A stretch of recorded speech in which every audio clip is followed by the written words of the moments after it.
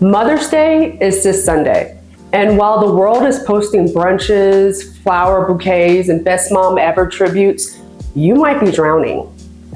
Because here's what the greeting card industry won't tell you. For millions of people, Mother's Day isn't a celebration, it's a minefield. Because maybe you've lost your mother and everyone's like, Happy Mother's Day. That feels like a stab in the chest, right? Or maybe you are a mother, but your child died and the world has no place for mothers who bury their children. Or maybe you're estranged from your mother because she's harmed you and everyone assumes you're celebrating. Or maybe you desperately want to be a mother and aren't, and every pregnancy announcement, every baby photo, every celebration feels like salt to an open wound. Or even maybe you're a mother who feels invisible. You're single, you're doing it alone, exhausted, and nobody is celebrating you.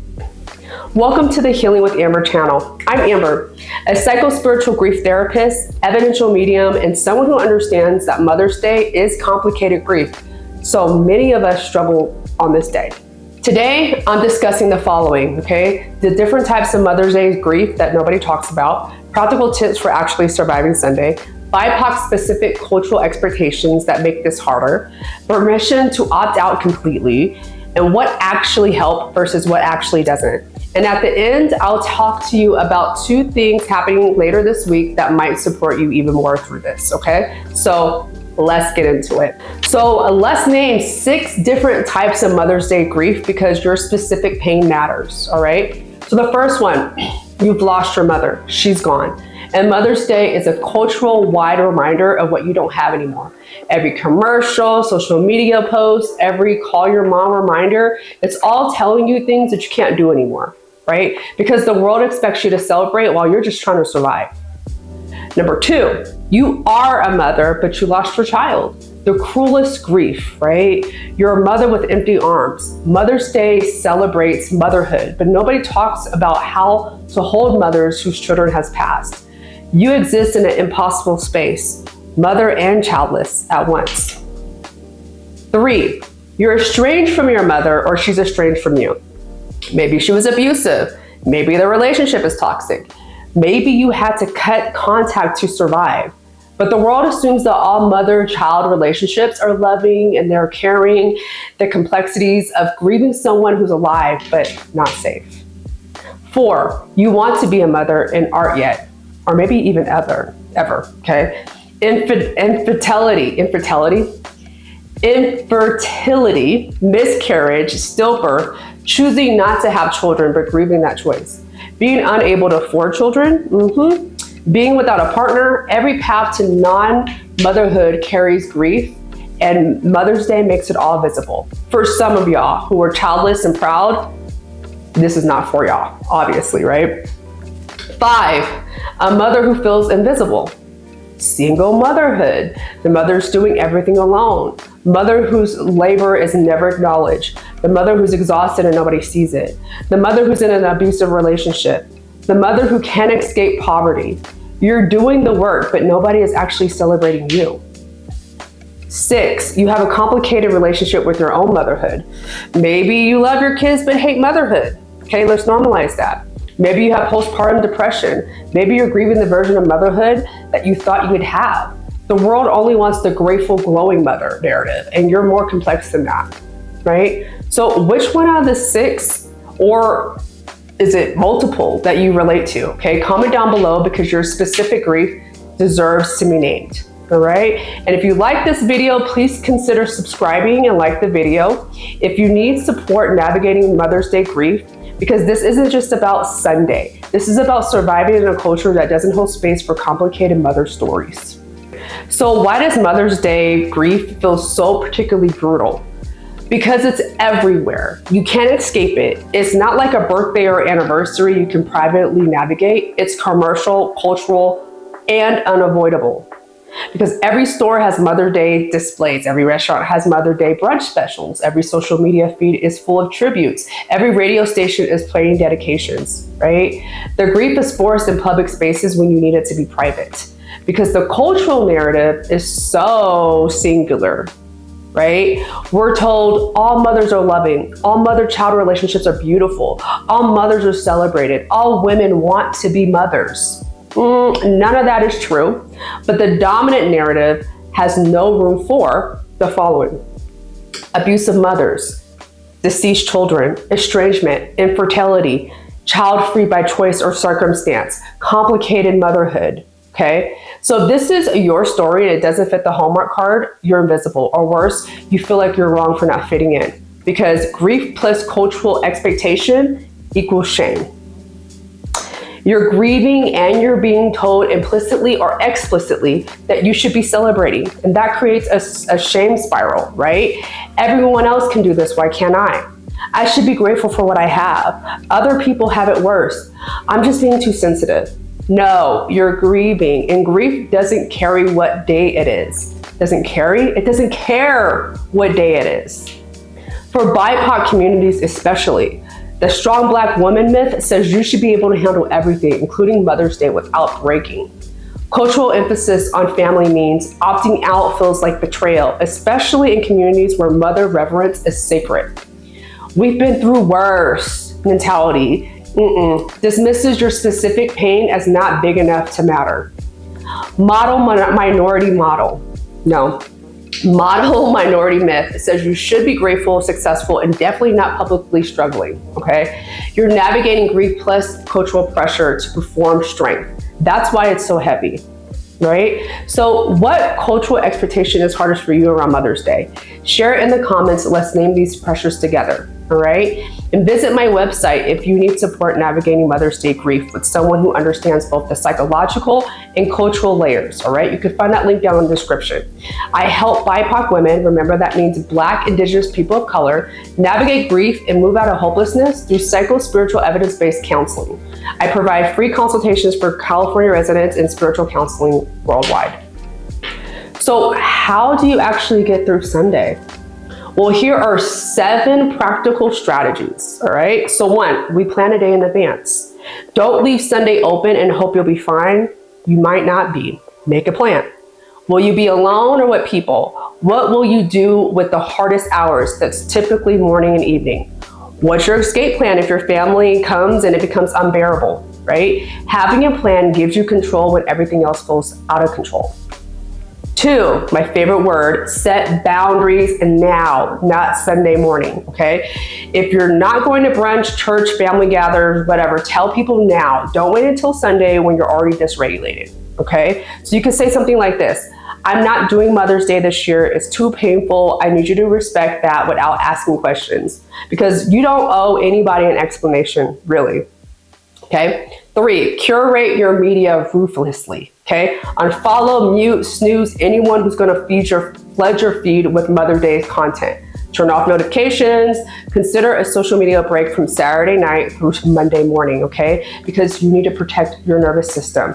It matters. Create your own ritual, okay? If traditional Mother's Day doesn't fit, create something that does, okay? You can write a letter to your mom if she's in spirit, estranged, or the mother you wish you had. Visit her grave or place anything that feels sacred on there, okay? Light a candle for the child you lost. Honor your own motherhood in private. Grieve what isn't. The motherhood you wanted, the relationship you didn't have. Make the day mean what you need it to mean, all right?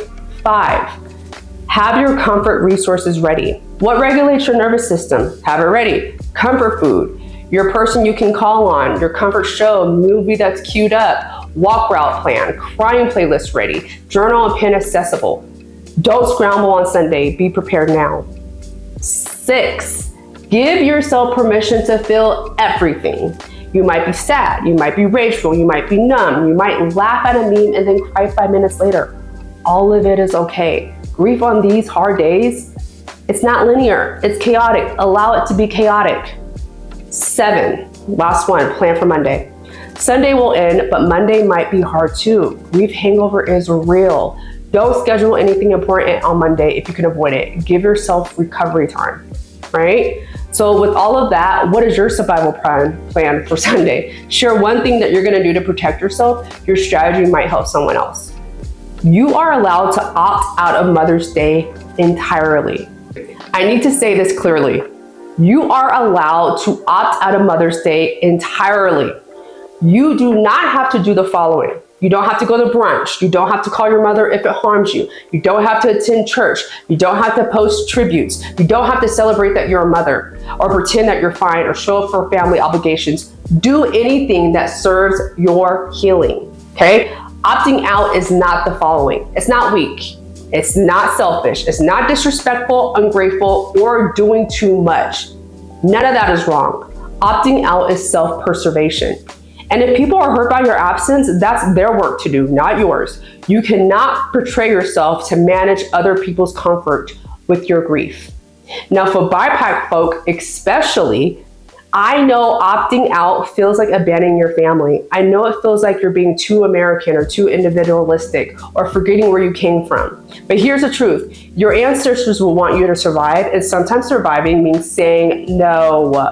Honoring your mother, your motherhood, your grief doesn't require you to participate in a day that actively harms you, okay? So, if you're ready, place your hand on your heart and say, I'm ready to protect myself, even on Mother's Day, okay? So what actually helps on hard grief days like Mother's Day? This is what doesn't help. Just be grateful for what you have. At least you had X amount of years. She wouldn't want you to be sad. Everything happens for a reason. You're so strong, you'll get through this. Toxic positivity designed as support. Okay, that's what that is. Toxic positivity is designed as support. But here's what does help. This day is hard, I'm thinking of you. Simple acknowledgement. I'm here if anything, if you need anything, including to be left alone. That offers without pressure. There's no way to do this day. Gives permission. Showing up without needing you to perform gratitude gives presence. Sending a meal or flowers with no expectation or a response, practical support. I'm not going to tell you it's going to get easier, but I am here for you. Honesty. If you're supporting someone through Mother's Day grief, don't try to fix it. Don't try to make meaning. Don't try to make them feel better. Okay? Just witness. Just sit with them in it. Just allow them to fall apart if they need to. That's actually the gift.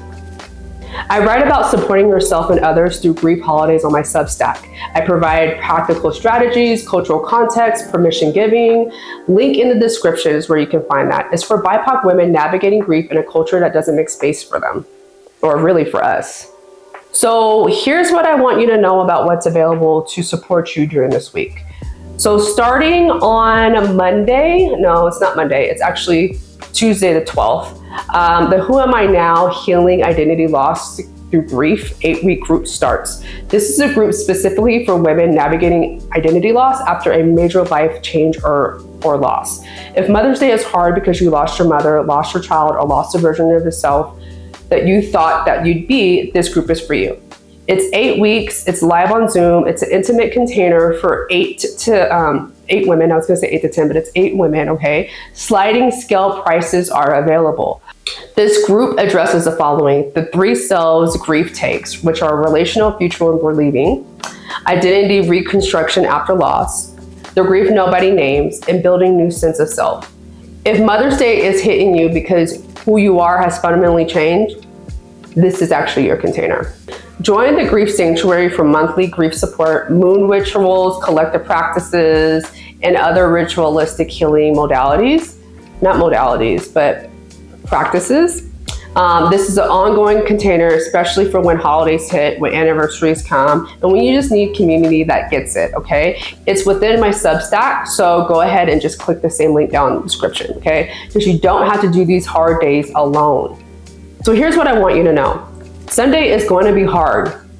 You already know that, but you're going to survive it. You've survived every hard day before this one. You'll survive this one too. Not because you're strong, but because you're here. And here is actually enough, right? Your grief on Mother's Day is valid. Your substance, your absence from celebrations are valid. Your rage, your tears, your numbness, all valid. Your complicated feelings about your mother, your motherhood, your lack of motherhood, if it's there, are all valid. You're not broken. The day is just hard, and hard days do end, okay? Monday will come, and you'll still be here, changed maybe, exhausted probably, but here. All right. So what do you need to hear right now about surviving Sunday? Comment down below, and also tell somebody else in the comments what you see in them. Let's hold each other through this. All right. And thank you for being here. Thank you for your courage in naming your grief. You're not alone, not on Sunday, not ever. Okay. I drop videos every Friday, so I will see you in the next video next Friday. Bye for now.